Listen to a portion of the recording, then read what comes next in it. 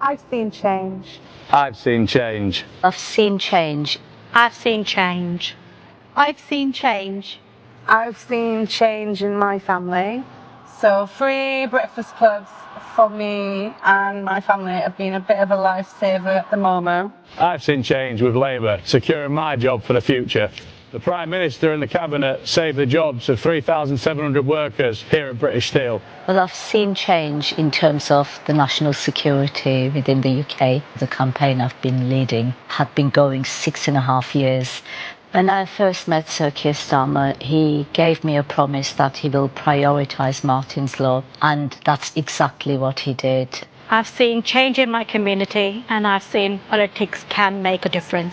Nothing was getting done until I met Keir Starmer, and he strengthened the law so people carrying dangerous weapons face the full force of justice. I've seen change in my health.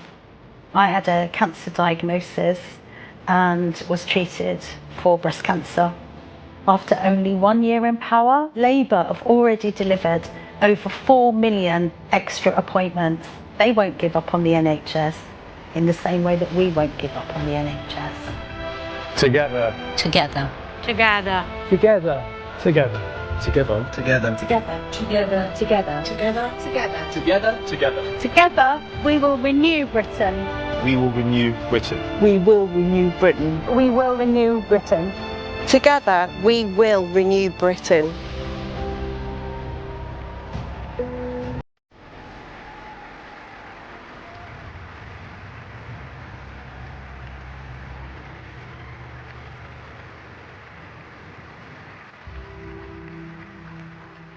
Conference, please welcome Margaret Aspinall, tireless campaigner for Hillsborough Justice.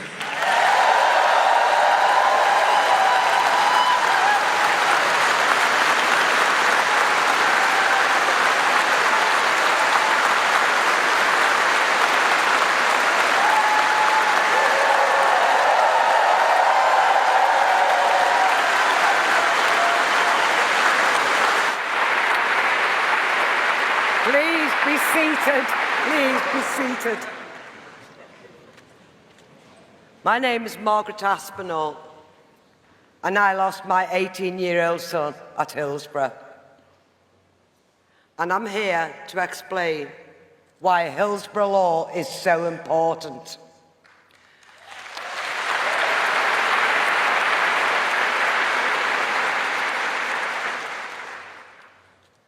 I went to London to a family listening day, and I met so many wonderful people who are suffering and still suffering to this day because of an injustice that happened to them, and each and every one of them are important. They are as important as we fight for justice, for the truth. But can I say to all of you, cover-ups have been going on for centuries, for decades. It's been going on pre-Hillsborough, since Hillsborough, even to this day. You look at all of them campaigns that Charlotte mentioned only on Sunday. I will not repeat them. Charlotte done a good job and mentioned them. But it's important. I do not speak on behalf of any family. I do not speak on behalf of my own family. I am speaking about a Hillsborough Law that is so passionate to me, and I'm so determined for the nation, for the good of the ordinary people of this country.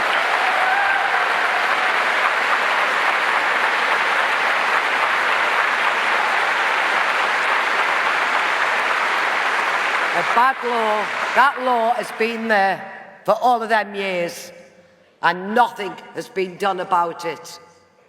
But alongside so many good people, the people who are in the Hillsborough Law campaign have done a marvellous job.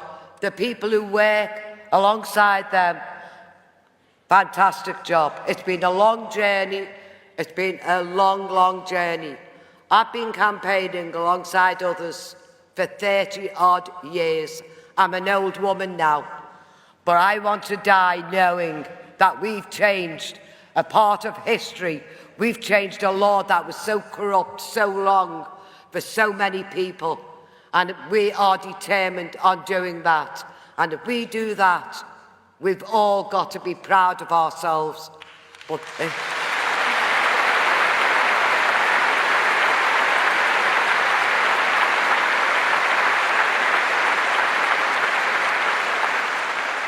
I am no public speaker. I've never believed in doing scripts when I talk to people. I believe in speaking how I feel from the heart, how I feel about the ordinary people.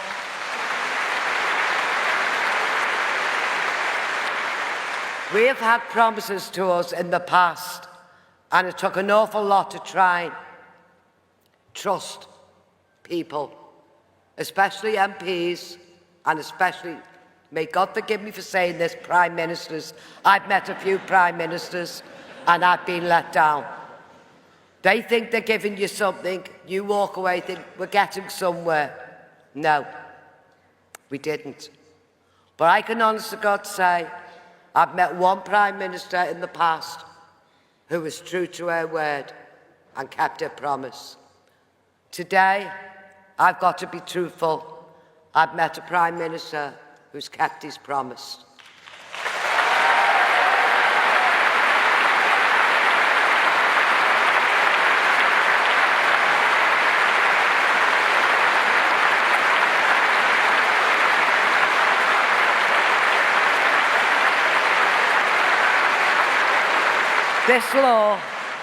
This law will help so many people in the future.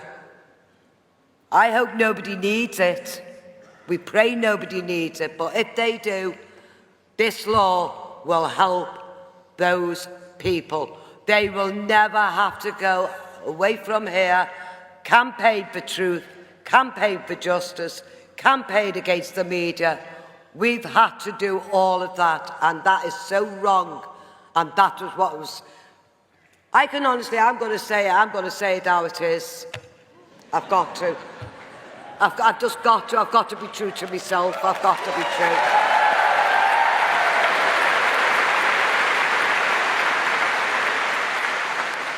"97 people are unlawfully killed, and the perpetrators walked away scot-free. How can that be in 2025? How can that happen? So what this law is about, this will make, no matter what job you are, what position you are, what rank you are, there's consequences if you tell lies. There's consequences.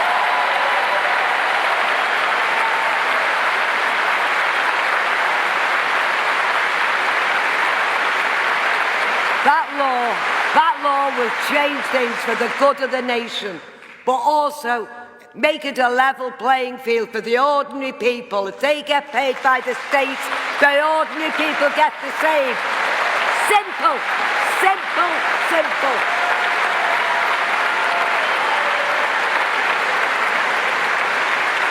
And those MPs who supported this, I thank you all so much.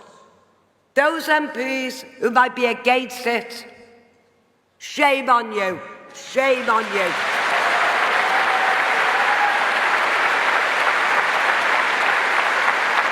This law is for the people, by the people, and that's what this is about.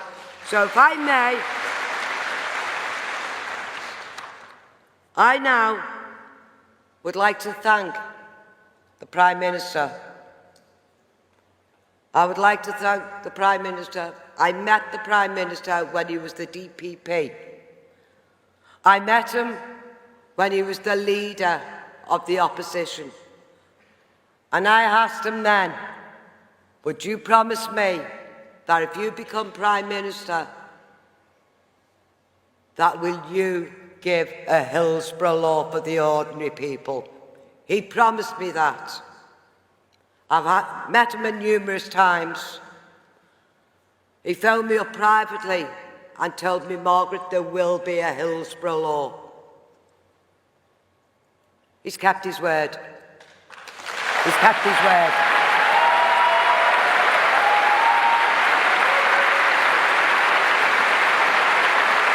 It wasn't easy. He promised it would be on the 15th of April. Unfortunately, it wasn't a Hillsborough Law by the 15th of April. There was things getting watered down. We don't want anything watered down. I want a Hillsborough Law in all its entirety. That is so important. The Prime Minister didn't have an easy time to get it. We've still got work to do. We've got good people behind us who will be watching and making sure that we get it in its entirety. So I thank for what we've got so far. I'm very, very grateful, and I thank the Prime Minister for listening and keeping his word.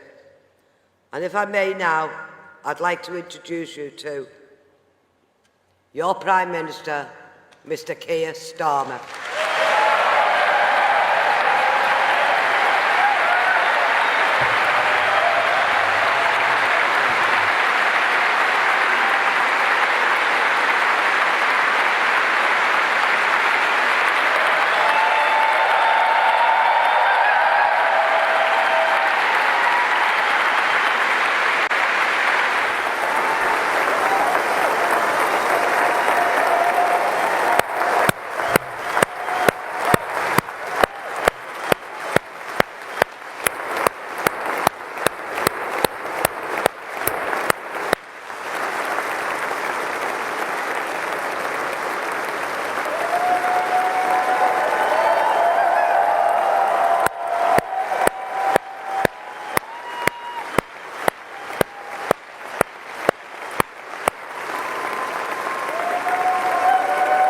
Thank you.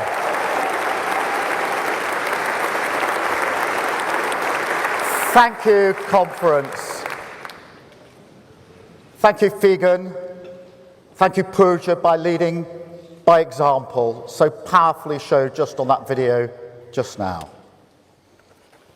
And Margaret, thank you so much for that introduction.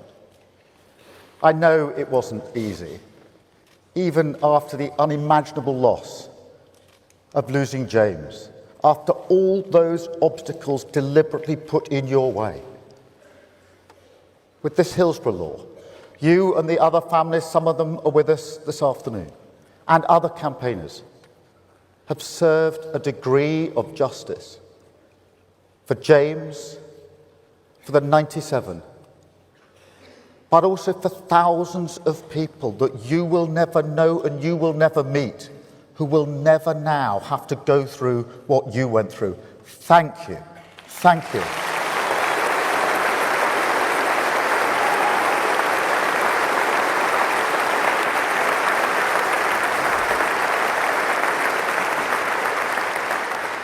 Margaret, I remember meeting you and some of the other families nearly 15 years ago now, with Bishop James Jones.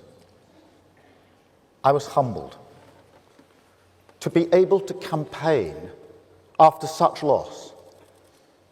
As a father of a daughter aged 14 and a son aged 17 who goes to football with me, 1 year younger than James was, I honestly don't think I would have the courage to do what you have all done.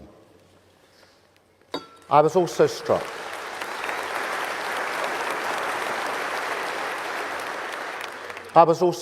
at that first meeting by meeting some family members who had never felt able to talk about what happened that day. Perhaps because they feared that people like them would never be heard. Conference, this party was founded to hear working class people like that, to look directly into the eyes of their suffering, even when the state turns its back. And so the Hillsborough Law is not just a promise delivered, it is also a recognition that whether it's Hillsborough, Grenfell, Windrush, Horizon, the grooming gangs, Infected Blood and so many more, the British state consistently refused to see injustice because of who the victims are. Because they're working class, they're black, they're women and girls. And so, Margaret, I know we can never undo the pain for you and all the other families.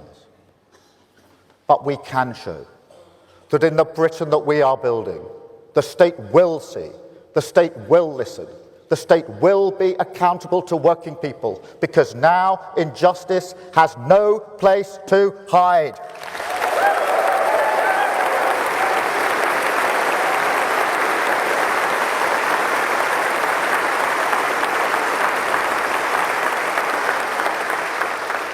That's National Renewal Conference, government and working people working together to drag us out of decline, building a new Britain.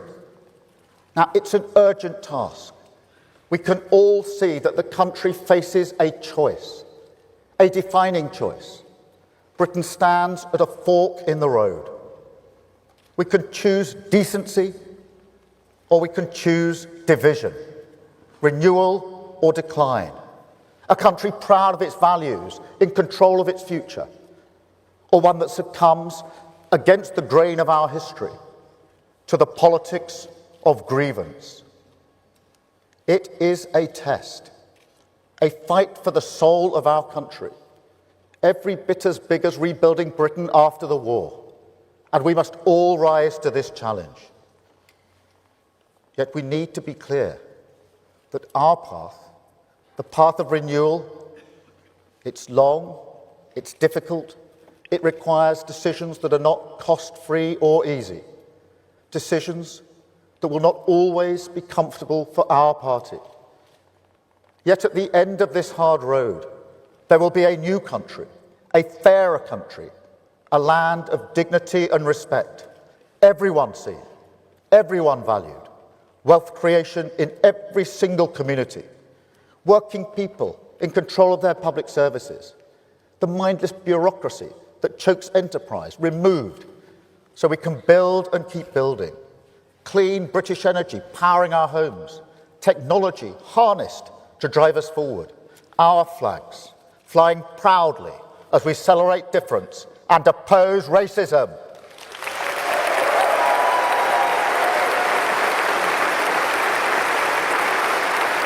Conference.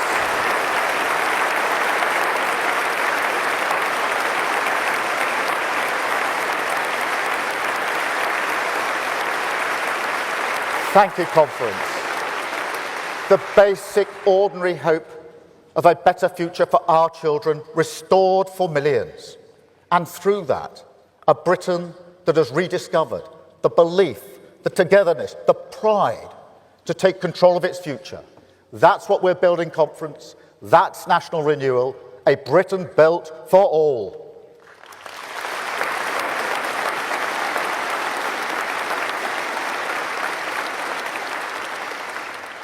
But there is another path.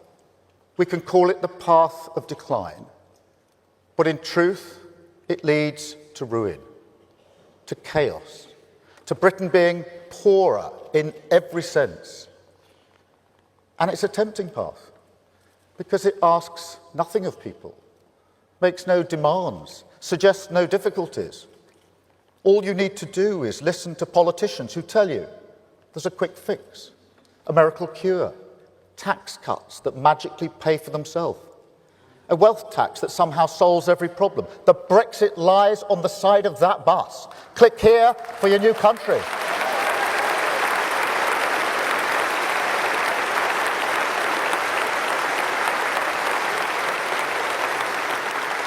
We can all see these snake oil merchants on the right, on the left, but be in no doubt, Conference, none of them have any interest in national renewal because decline is good for their business.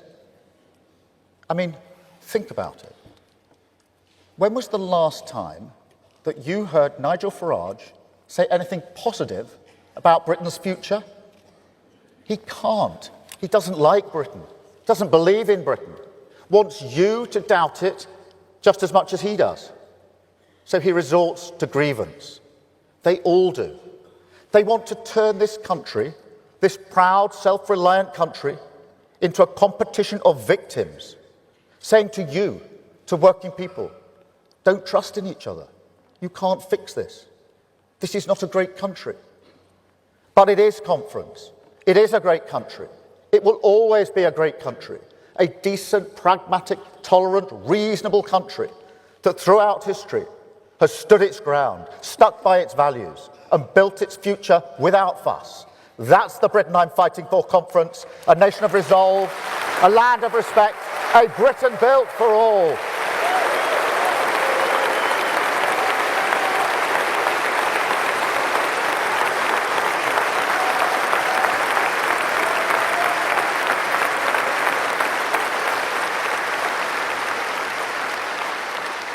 And conference, I welcome the new US initiative to bring peace to the Middle East. I strongly support efforts to end the fighting, release every hostage, and urgently scale up aid into Gaza. All sides must now come together to bring this initiative into reality, because we must restart the hope of a two-state solution, a safe and secure Israel, alongside the long-promised Palestinian state, a state that this country now recognises.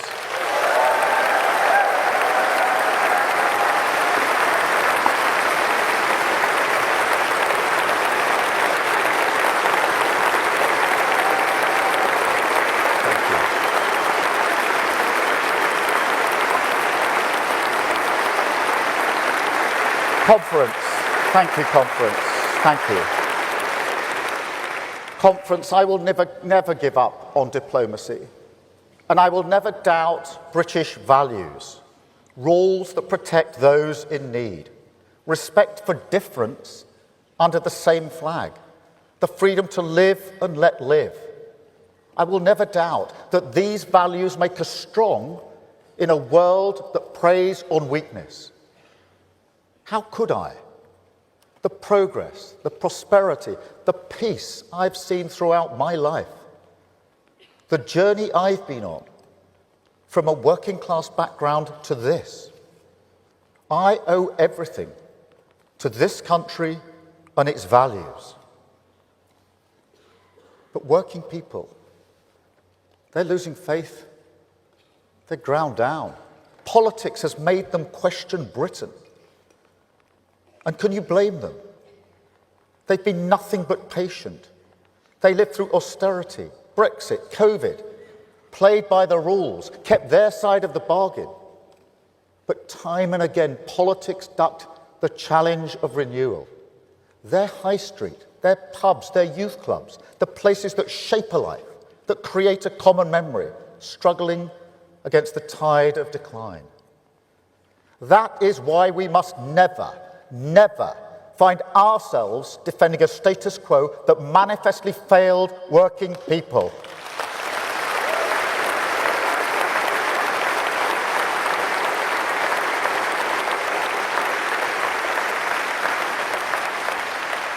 That's what I say to people who think it would be nice if we could just go back to politics before Brexit or the crash.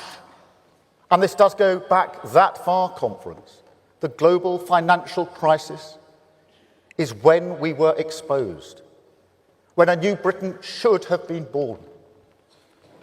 Complacent. That's the only way to describe it. Complacent.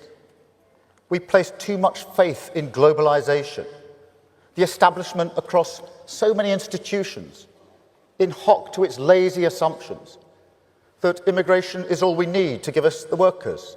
Infrastructure will always be there because we built it decades ago. The world always on hand to give us the goods. It doesn't matter if our industry leaves. It doesn't matter if we don't train our young people. It doesn't matter if wealth creation is hoarded by just a few communities. Well, conference, look at our world now. Because in our age of insecurity, we can see now that it does matter. We do need to put our security first. We do need to unlock the potential of every community. We do need a more muscular state, freed from the red tape that stops us building, growing our economy from the grassroots, renewing every town and city on these islands.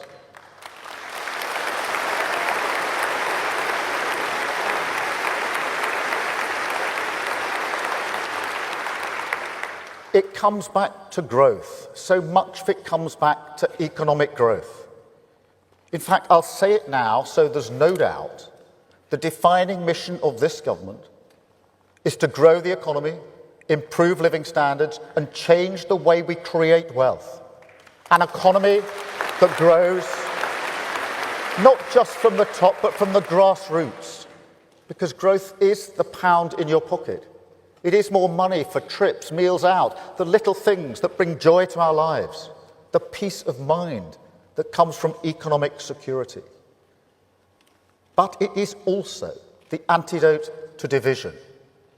That's the most important aspect of national renewal. The way you grow an economy, not just how much, but who and where benefits, that can either build a nation or it can pull it apart. And in the world we must face, the threats we must defeat, Britain needs an economy that unites. Every person, every community, every great nation on these islands standing together, as so often in our past, facing down the threats of a volatile world.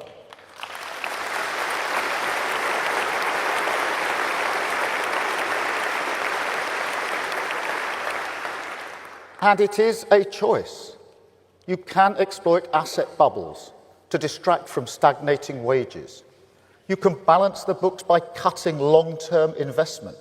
You can cut taxes for the few whilst dismantling the infrastructure for the many. But the affordable homes that we built, the libraries that we opened, the Sure Start centres that gave so many families a better start in life, all in it together. That's what they said. Come on. The country they created, it's still around us today. Old and young, north and south, scrapping over the crumbs, draining the well of responsibility, the patriotic responsibility that we owe to one another. But there's another choice, conference. You can choose industrial policy, government and business bringing the future closer, British graft backed everywhere, from the steelworks in Scunthorpe to the data centres in Essex and the wind farms of South Wales.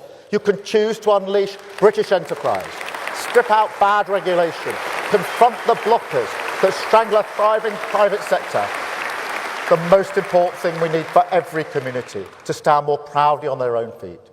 You can choose to challenge the outdated dogma and say with one clear voice that public investment does not crowd out private, that we should invest more outside London and the South East, and that a more secure labour market with stronger workers' rights will be better for productivity. And conference, you can choose to rebuild our public services, choose investment over austerity. That's the choice we made at the last budget. A hard choice, difficult decisions on taxation, but conference, that's the choice that we made.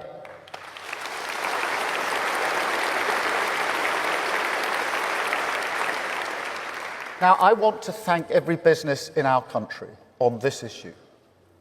We asked a lot at the last budget. I know that. I do think, in the long run, fixing our public finances, investing in new infrastructure, helping our public services off their knees, that will be better for growth. But equally important, because of your contribution, we've taken a huge step on the path of renewal, a firmer foundation to take our country forward. More security, more respect, more opportunity. A Britain built for all. A Britain built for all. Every decision conference, every decision we took this past year, it's all been in pursuit of that mission. Changing the way we create wealth, reforming public services, giving people more control over our future. Take our investment in defence. Undeniably good for growth, vital for national security and the whole of the continent. Impossible without really tough decisions on aid. Just look at the New Deal to build Norwegian frigates. That doesn't happen without our investment. a decade of shipbuilding on the Clyde. That heritage, that pride, secure for future generations. Now, those frigates could have been built anywhere, but that was the old mentality, that it didn't matter. But we want to build them here, in Britain. We want to invest in that reputation, in those skills, in the talent of Glasgow and the Clyde.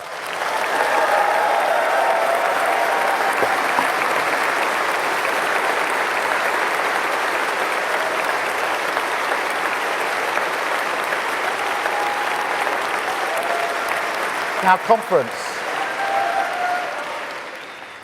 5 days after that deal, I went to the shipbuilding yard on the Clyde. I went to the canteen where the workers were having their lunch. And I stood in front of them and I said, thank you. Thank you for your hard work and your reputation that allowed us to win that deal. They were being judged against other countries, France, Germany, and the US, and they won. They were proud. They said to me that this was the answer to the mantra that they heard. People who said British shipbuilding was dead. They told me how much it meant to them and their communities. And they were proud because they knew exactly what those frigates were for. And they were proud to contribute, proud that their community was chosen by an ally looking for a partner to defend our continent from Putin's aggression.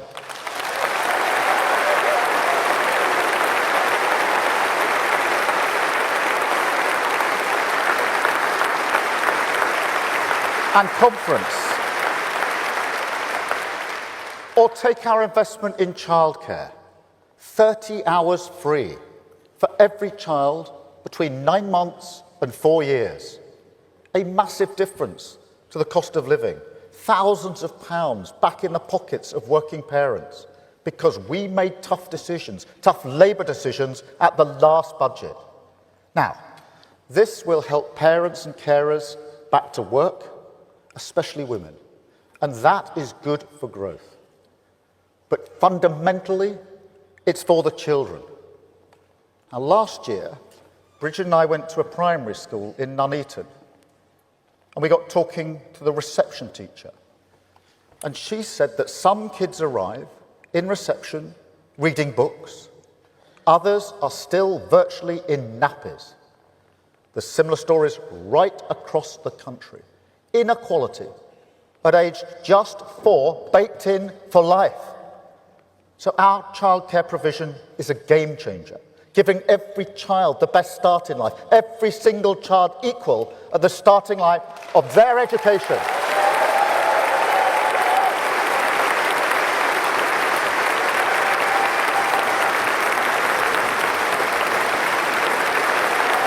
That's National Renewal Conference. That's why we made the tough decisions. And I make no apologies if they tilt towards working people, because it's working people who paid the price of Tory decline. That's why we invested in our NHS, fired up Great British Energy, stood up for British Steel, new protectors for renters, sick pay for the least well-off, fire and rehire finished, 0-hour contract scrapped, record investment in Scotland and Wales, rebuilding our schools, new homes, new towns, new train lines, publicly owned of course, spreading prosperity right across Britain. And a proper living wage conference, the culmination of a long journey for our movement, a mark of a Britain built for all. Thank you, conference. And conference. Extending free school meals, 100,000 children lifted out of poverty. The first step on our journey to end child poverty.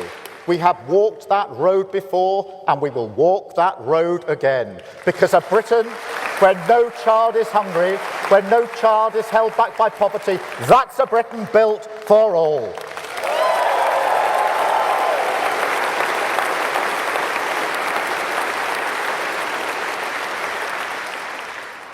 But there's another cause that we must also take up, conference. It strikes to the heart of what we stand for, and who commands our respect.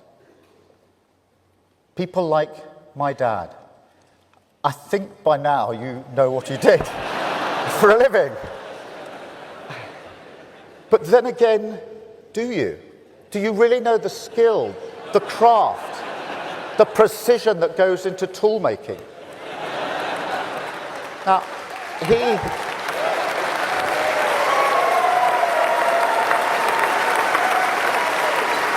But the thing is, Conference, the thing is, he always felt disrespected, my dad, undervalued by the nation because he worked with his hands.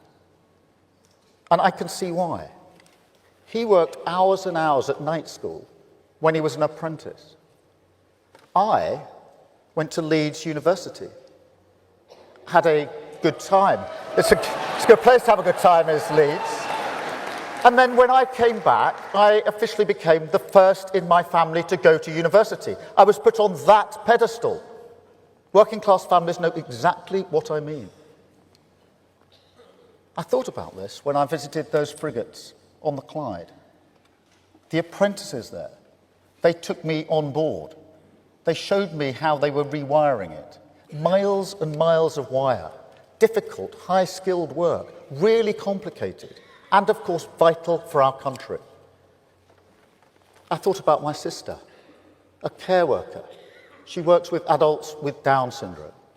It's amazing work. I know I could never do it in the way that she does. Also vital for our country. And then I think about my brother. He was failed. He had difficulties learning. He was badly failed by the education system. He was put to one side, barely even seen. Now, Conference, some politicians say, I want every child to have the same opportunities that I had. You hear a lot of that in Westminster. But that's not me. No, what I want is a Britain where people are treated with the dignity that they deserve for making different choices, choices our country needs, choices we should value, choices that deserve our respect. And so,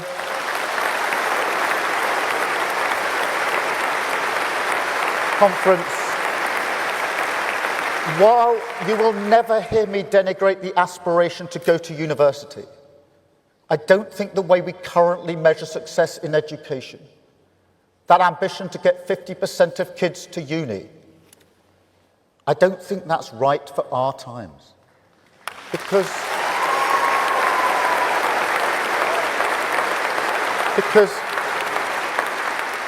if you're a kid or a parent of a kid who chooses an apprenticeship, what does it say to you? Do we genuinely, as a country, afford them the same respect? Because we should, but I can't help feeling that my dad was right. So, Conference, today I can announce we will scrap that target and replace it with a new ambition that 2/3 of our children should go either to university or take a gold standard apprenticeship.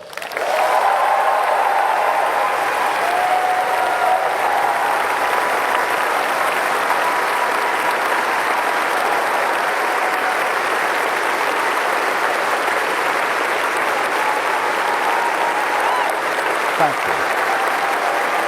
Thank you, Conference. Thank you. Thank you, Conference. Thank you.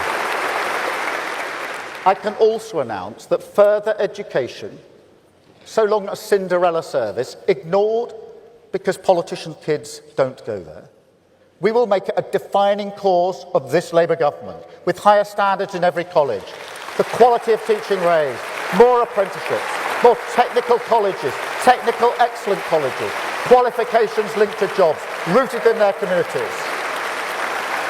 And as Rachel announced yesterday, a new guarantee, training, work support or an apprenticeship for every young person struggling to find work. That's young people back, the class ceiling smashed, the grafters finally included in our country's highest aspiration. That's national renewal, that's a Britain built for all.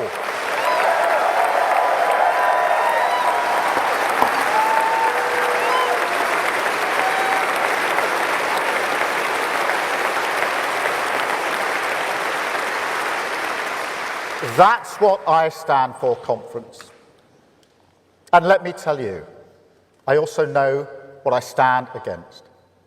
And I have had enough of lectures from self-appointed champions of working people who want to shred our public service, level down workers' rights, crash the economy like Liz Truss.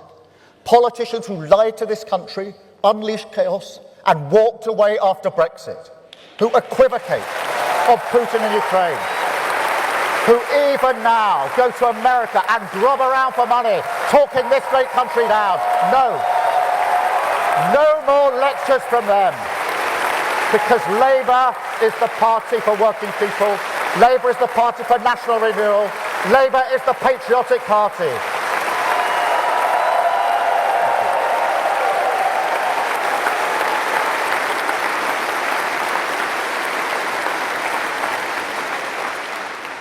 Let me take you back to 1996, Wembley, the old Wembley actually.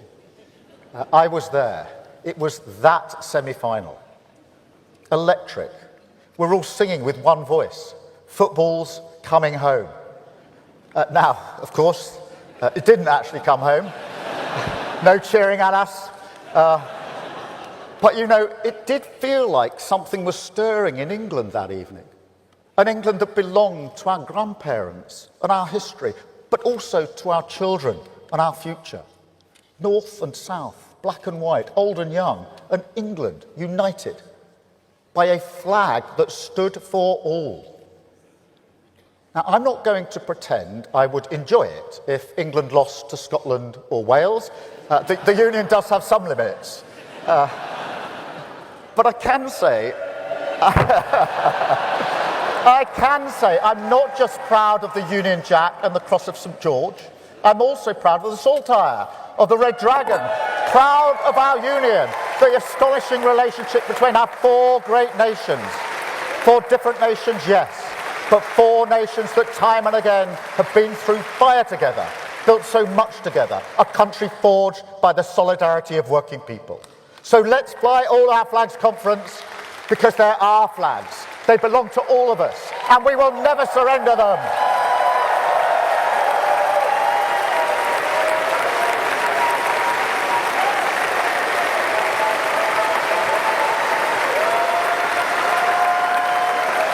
Let us unite our country behind them.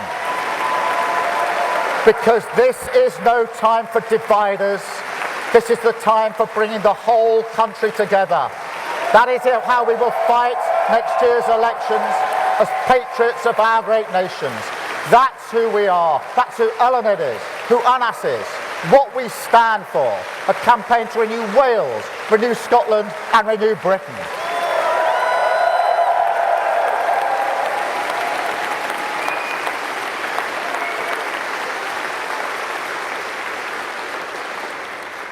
But then that's just the point. Because for me, patriotism is about love and pride, about serving an interest that is more than yourself, a common good. And the question I ask seriously of Nigel Farage and Reform is, do they love our country? Do they want to serve our country, all of it, our beautiful, tolerant, diverse country, every region, nation and city? Or do they just want to stir the pot of division because that's works in their interests? Do they truly believe in our potential, in our brilliance, in all the innovative wonders of our economy, from clean energy to creative arts? Or if a business looks a little too modern, do they say, as Farage said about Jaguar Land Rover, they deserve to go bust? And conference, when push comes to shove, do they really want to fix our problems and renew Britain? Or, as we've seen time and again, whether it's the SNP, the extremes of the left, or Reform and the Tories now, do they actually want Britain to fail? I think we know the answer to that question. So let me say this, because whilst we must come together to fight reform with everything that this movement has, We must go into that battle armed, not just with words and condemnation, but with action. And that means tackling all the problems that they prey upon. All the problems. Now, soon after I became an MP, I went to Oldham for a by-election up there. I was taken to a street to meet a woman who I was told had strong views on immigration. I knocked on the door. She invited me in. We had a cup of tea and a rich tea biscuit. And then, as we sat there, she got her photo album out and showed me pictures of her at the wedding of her Asian neighbour.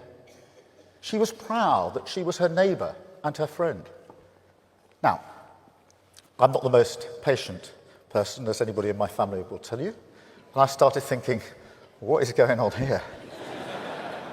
And then we finally got to it.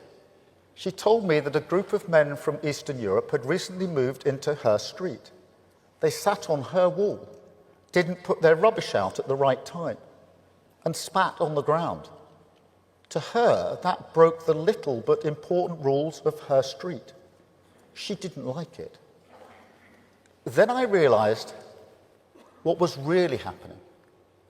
And conference, what was really happening is that she, an ordinary working-class woman from Oldham, a Labour voter, felt that she had to prove to a Labour politician that she wasn't racist before she could even bring up the issues in her community.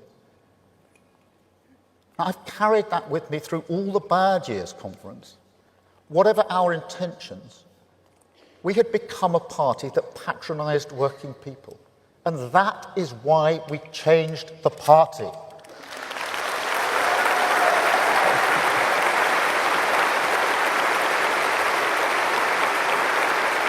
Yet, conference, there are still some people who can't listen in good faith on this issue, who say we can ignore the crisis and our asylum system so long as we get the economy moving. I have to say to those people very directly, we will tackle this issue. The British people are not unreasonable. They're pragmatic, compassionate, tolerant. That's who we are. What people want from politics, that hasn't changed. They want more cash in their pockets, safer streets, opportunities for their children, and an NHS that's fit for the future. And yes, they want secure borders. And that is a reasonable demand. Now, we should always say plainly and with pride that asylum for people genuinely fleeing persecution is the mark of a decent, compassionate country. But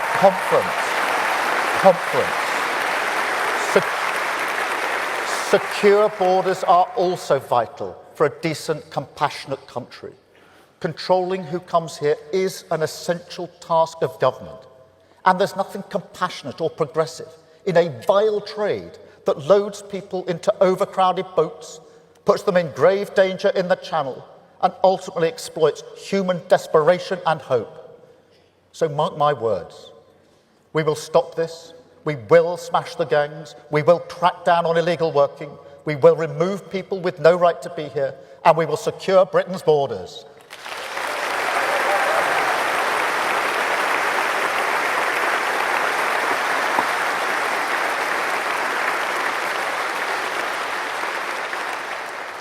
But there is a line, a moral line. And it isn't just Farage who crosses it. There are also people who should know better, sowing fear and discord across our country. And then when we call it out, they pretend that we're criticising reasonable concerns about immigration. We have seen that trick, conference. So let us spell it out once and for all. Controlling migration is a reasonable goal. But if you throw bricks and smash up private property, that's not legitimate. That is thuggery.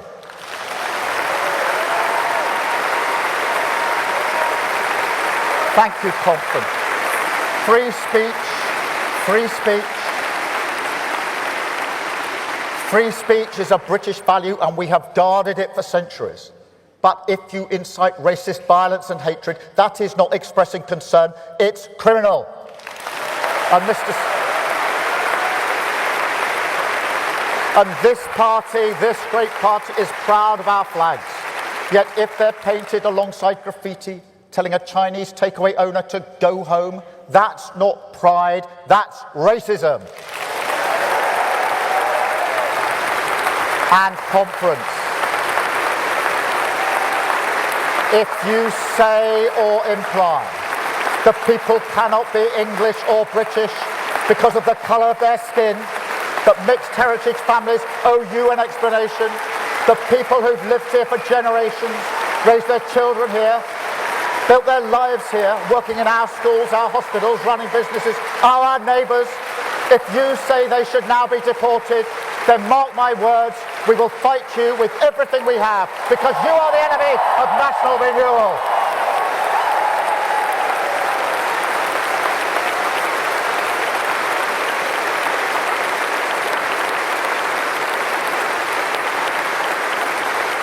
And it will be a fight conference.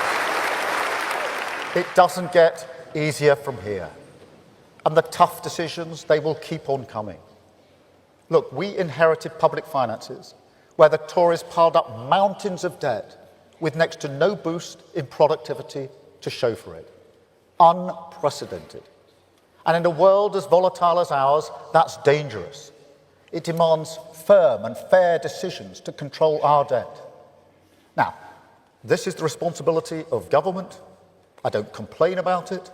I expect to be judged on my ability to deal with it.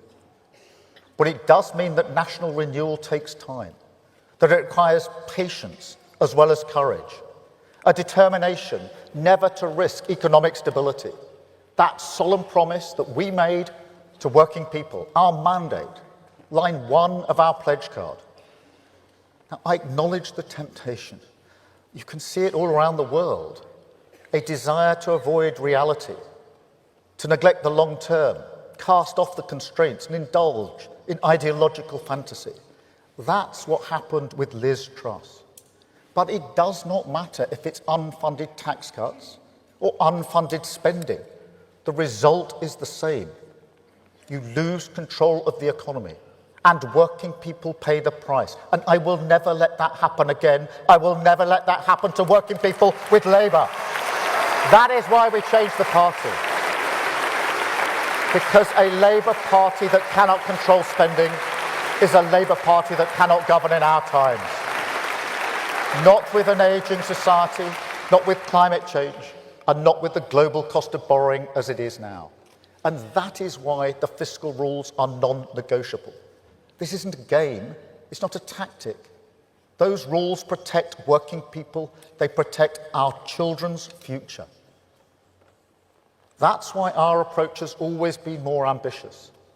National renewal isn't just moving money around, it's completely rewiring the state and the economy, unlocking the potential of everyone on these islands.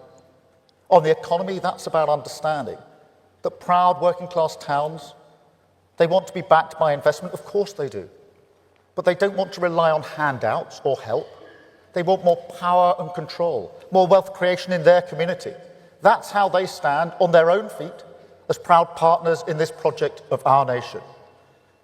And on the state, it's about understanding the opportunity of public service reform. That if we show people the respect that they deserve, if we give people more agency over the state, see them as our partners, then together we can take control of our future. We can live in a Britain built for all. Take our NHS. I know how hard people work in our NHS. I see it in my family and I celebrate it at every opportunity. But the responsibility of this party is not just to celebrate the NHS, it is to make it better.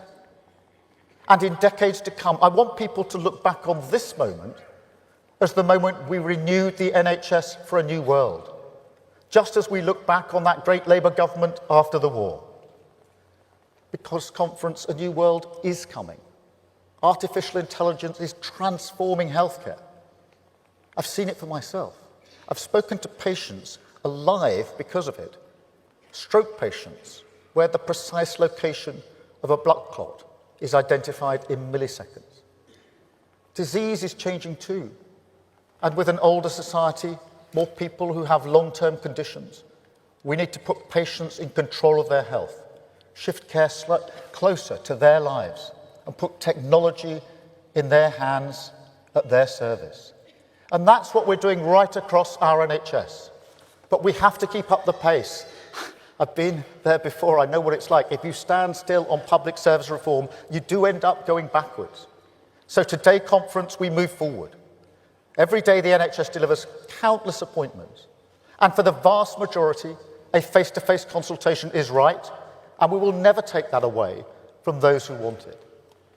But think about a single mum juggling kids and work, trying to find time to speak to a specialist. Or someone in their later years living in a rural community, miles from a hospital, who need to check up for a suspected eye condition. Why not have a doctor see you at home, in your living room, on an iPad, talking to you? No queues, no 3-hour bus trip, no cancellation letters arriving after the appointment date. Wouldn't that be good conference? And not just the conference, the better care. Think about it. That person with the eye condition, she could access the top specialist in the country even if she lived miles away. Care no longer tied to doctors in your local area, which means you can see someone more quickly at a time that suits you. But also, the system can deliver more, much more, up to 8.5 million extra appointments. Imagine what that could do to waiting times. And now, conference, imagine no more.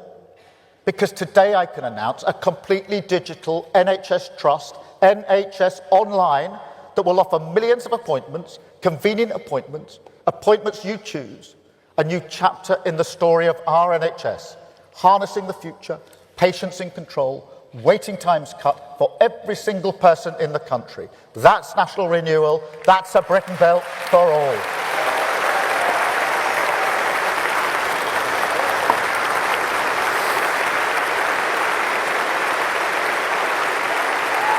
Conference. Thank you, conference.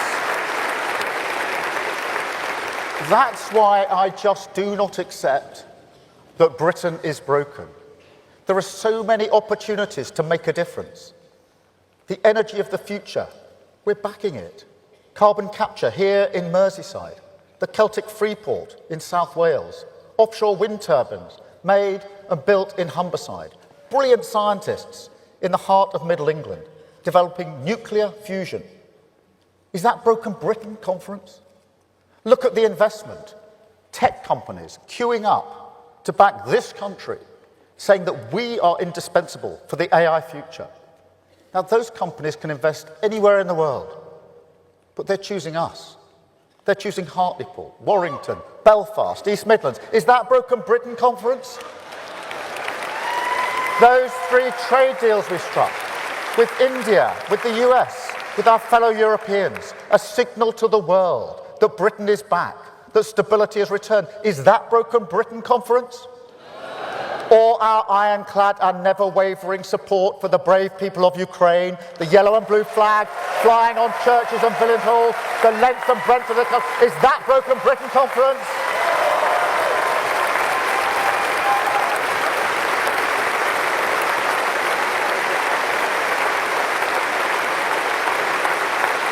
And then,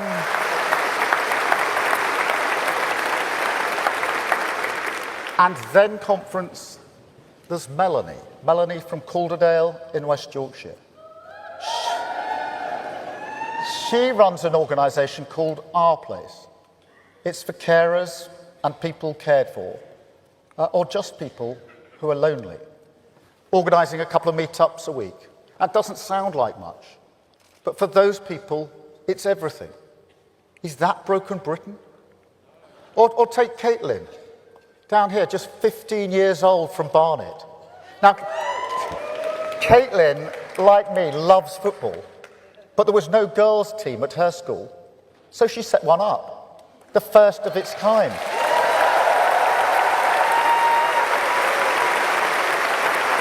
And now conference, she plays for Camden Town Women, and that's nearly as good as Arsenal. She coaches as well at Potter's Bar Little Lionesses, just 15 years old. Is that broken Britain?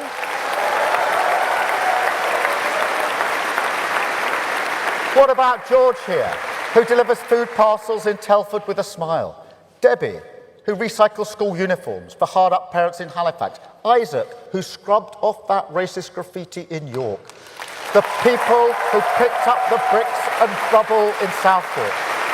Alex, who raised money to rebuild the library in this city that was burnt down by thugs last year. Is that Broken Britain conference?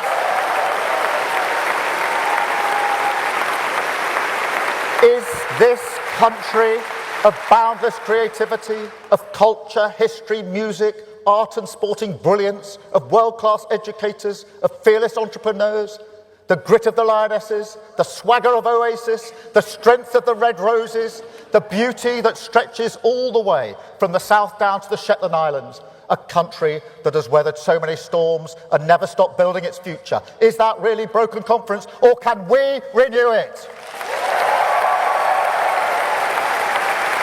Because conference.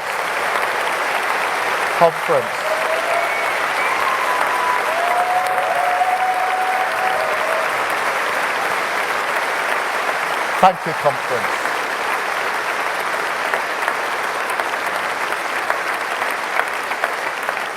Because I'll tell you this, mere politics cannot break Britain conference. It's not in its gift. And while you may not see them on social media, people like this, they are the real face of Britain. Painting a fence, running the raffle, cutting the half-time orange, or even that gentle knock on the door that checks that your neighbour is all right. That's real Britain conference. Millions of people, miles away from Westminster, giving up their time, taking responsibility, making their community better. And so conference, we will renew Britain with them. Because I've always said that people with skin in the game make the best decisions for their community. And so the money we invest in renewal, whether it's for youth clubs, peers, parks or chippies, we will give control, not to politicians, but to people, to those champions of national renewal. Because while I know nobody wants to hear this from a politician, the truth is we do all have a responsibility to change our country. There are limits to what the state can do on its own. In the end, we really are all in it together. Now, you will never hear that from the politicians of grievance, the attraction of unity. That's something they will never understand. They will never hold out their hand, as I do now, to people who may see the world differently, but put the progress of our country first. So if you are a patriot, whether you vote Labour or not, if you want to stand against grievance and renew Britain, then this is your fight too. Because even in a world this dangerous, I do think the politics of grievance is the biggest threat we face, because it attacks who we are, an attempt to turn us into a place where we look at our neighbours in our community, people who may or may not look different to us, and we no longer see them as fellow partners in the project of Britain. Now the Tories, do you remember them, conference? I don't know if they believed in grievance politics. Maybe they do now, when you see them turning away from the rule of law. It is honestly hard to tell. But one thing I do know, conference, is that not once in 14 years did they ever properly stand up to it. But I will. I will fight with every breath I have. Fight for working people. Fight for the tolerant, decent, respectful Britain that I know. People say, conference, that a nation like ours can't be a community, that it's too diverse, too divided. I reject that. That goes against everything I stand for, everything I've served, everything I understand about this great country that I love. So no matter how many people tell me that it can't be done, I believe Britain can come together, that we can pursue a shared destination, that we can unite around a common good. That is my ambition, the purpose of this government. End decline, reform our public services, grow our economy from the grassroots, and with resolve, with respect, with the flag in our hands, we will renew this country until we can say with total conviction that Britain is built for all. Thank you, Conference. Thank you. Thank you. Thank you, Conference. Fly those flags. Thank you. Thank you. Thank you. Thank you.